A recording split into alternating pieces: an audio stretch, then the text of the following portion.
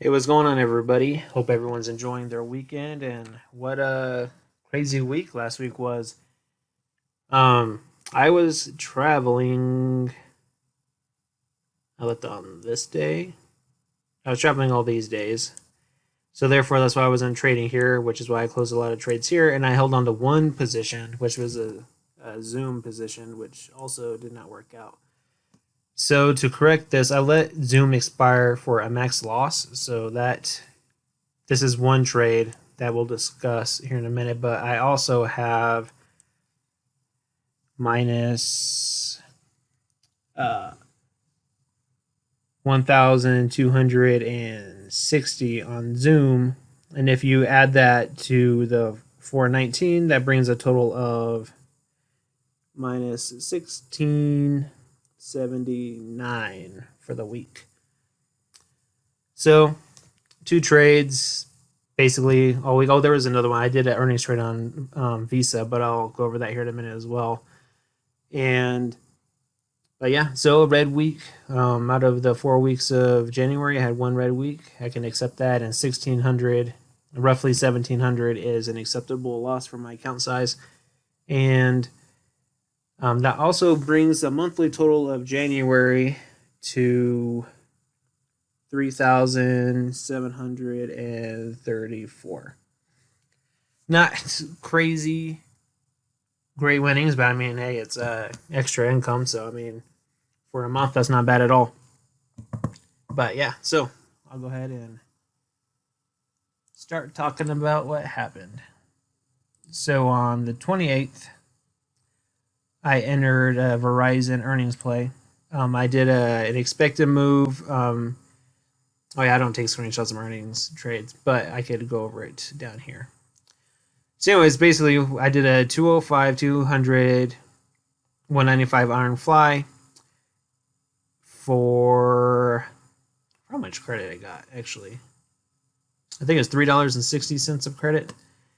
And anyways, so playing the expected move, which was $6.50, max payment was 200, and price was already at 200. And earnings was at the close this day. I ended up closing the position for close to break even, and I'll explain why here in a minute. So I made before commissions 21, after commissions only $10, which is fine. That's better than it becoming a loser. So the setup was working well. However, the market was showing weakness and pulling down, and I wasn't going to let this winner become a loser. It was looking rather decent up until the market rolled over that second time.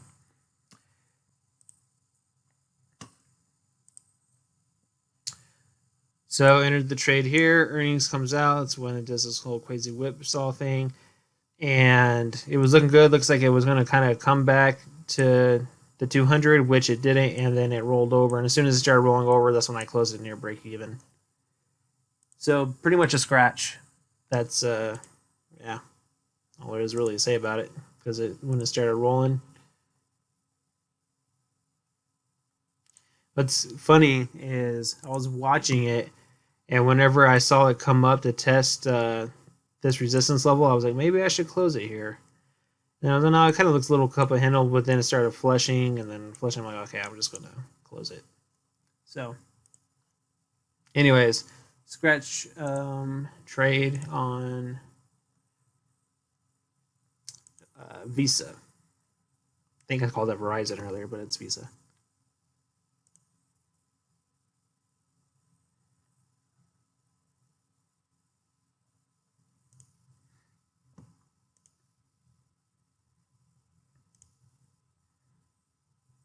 Okay.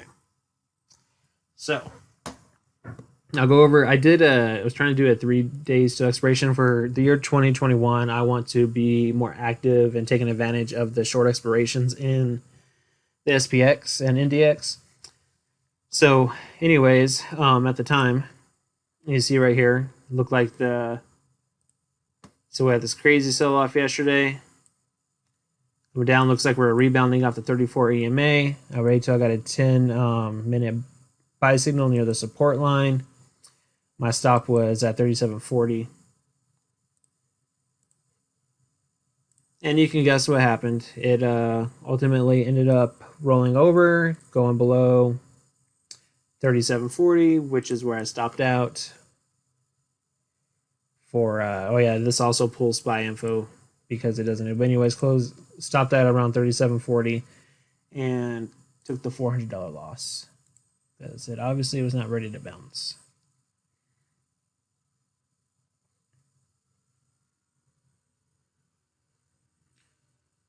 I don't even say how much credit I got. I got $2 and let me fix that here. That way I know. But I do know I entered for $2 and 60 credit. I think that's right. Oh, hold on. Let me get the handy dandy calculator out.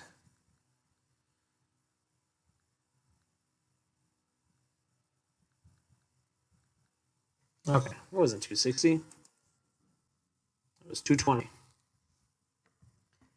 And if you don't know how to get that, if you ever got to freehand it, all you got to do is you get your short strike, you subtract it by your long option, and then boom, that is your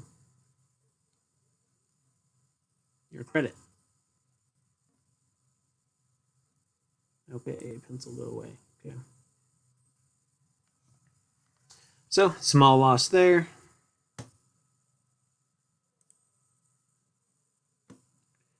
All right, I could go over the square.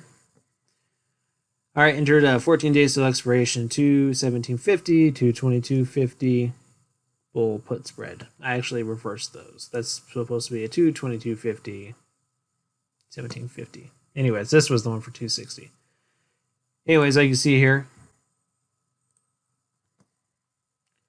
price sold off to the support level.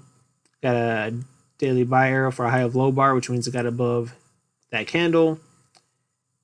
So good. I waited for it to pull back, like it says over here in the 30-minute. I waited for the test of the 21 EMA.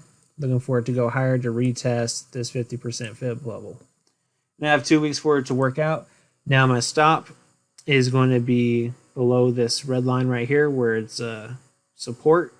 If we start going below that, if the market continues to roll over, I'm just going to cut it and move on because it is shaky waters right now. Anyway, so that's just a quick bounce play in the volatile markets because there are no squeezes in a volatile market. Okay, so the SPY. So as it says right there, I made an error as well. Y'all may like this. So, all right, it's 7 days till expiration. 373, 375, 378 unbalanced fly for $1.58 a credit.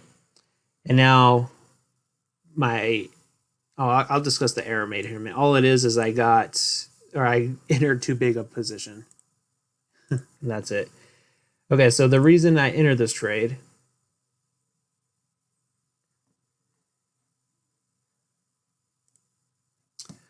all right, so we got the sell arrow off of the 618 fib level. That's right there. On above average volume. We're now below the 34 EMA on above average volume. You got a ready aim fire on the RAF. So this is telling me, this is also a good hedge that prices may continue further down.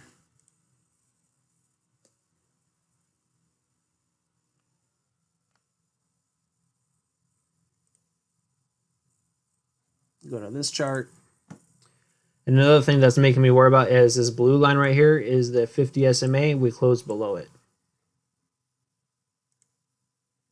So just another thing in my pocket telling me that we may have at least a little bit further downward movement. All right, now the squeeze chart. If you look right here, so we go from this swing high to this swing low. We went right up to the 618 fib level, got rejected, and now we have the losing momentum bars and candle, or the early out indicators as well. Excuse me. So obviously right here, I set up this trade to where break even will be where the 8 and 21 EMA cross. So right here at 376.80, that is my break-even level for this trade. And I'll go over the risk graph here in a minute, and it'll make a lot more sense. Anyways, momentum's dying. I got my break-even there. So this is a high probability trade. Now let me pull up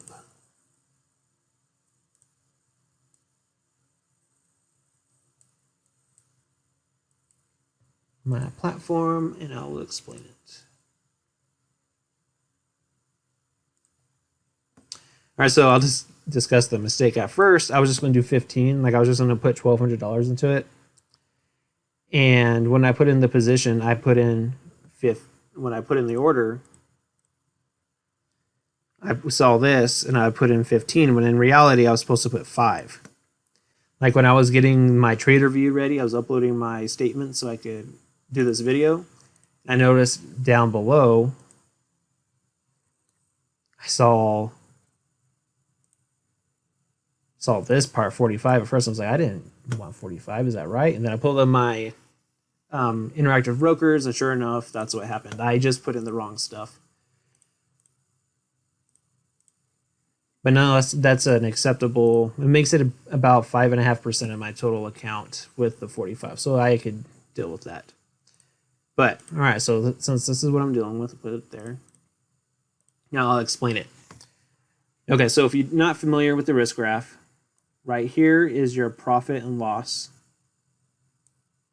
Here is your break-even line. This magenta color is the current day's profit loss for the day. So if we look right there, it's going for January 30th. That's what it's showing right there. And then this turquoise or bluish, light blue one up here is at expiration. That's profit and loss. Oh, and right here is the stock price. So let's go do a quick recap. And also right here, this line is showing the current stock price. So right now, so here's my break even. So all this part right here is profitable. So if we stay going down, because IV is so high, I was able to get a 60%. If it stays down, then I get 60% return. If it goes higher and stalls near like the 21 EMA area in this area, then I can make more profit. But what I am planning on doing is that, so say we do start to come back up. The VIX, sorry for the horrible handwriting on this ghetto mouse, should decrease. Thus, the IV crush will start to happen and it'll go higher. So as it's going higher, see, I sold calls. So as it's going higher, I will close the short strikes for, which is the 375. I close them for hopefully a profit with IV crush. So close them for, we'll say, 75 cents. So lock that in. And if we continue to go higher, then I will be long the 78 calls and the 73 calls, and those will start to be in the money the higher the bounce goes as we go higher. So as flexibility, so I'm covered on the downside. If we start, so I'm covered on the downside. If we start to go higher, IV should decrease. Implied volatility should decrease. I could close my short calls for hopefully a profit, which it should. And then I could hold long calls for the move higher and then just get out of it. So it adds flexibility. So I'm covered all the way down. I have some wiggle room higher and see what happens there. But honestly, right now, I'm thinking we might go down a little bit. But if we pin at 375, then obviously I make $5,000 off of it going into Friday. All right, so now that's my trades. I only have the square and the SPY trade.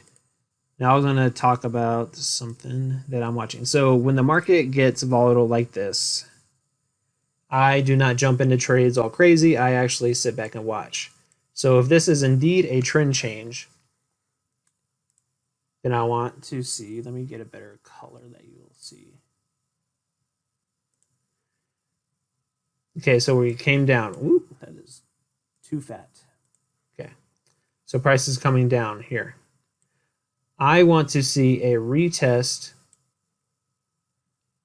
when right here is about a support level. I want to see a retest, and if we fail, I'll short it. But if we break higher, I'll probably enter sideways to up trades again, thinking this was just a pullback. But if the pullback isn't done, I want to see a retest of resistance and then ride it further down. So honestly, right now, I'm just going to watch. I'm going to hold my 2 positions, let the week play out, and see what happens. And then if this is indeed your textbook correction, which is, they say textbook is roughly 10 to 20%. So say 10%. So I was like, well, where's 10% lower? Going, and if you look where it says 9 bar, okay, 10% is roughly around 347. So right here is 10%. And so this is just my thought.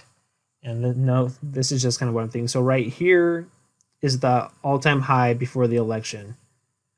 We went down, the election was over, and then we went higher. So what if so here's the support level where that dotted line is. What if we do come down, retrace, come down, retest this before we at least go test the highs again? It's a possibility. And I wonder if that's like a fib level of something. Oops, wrong way.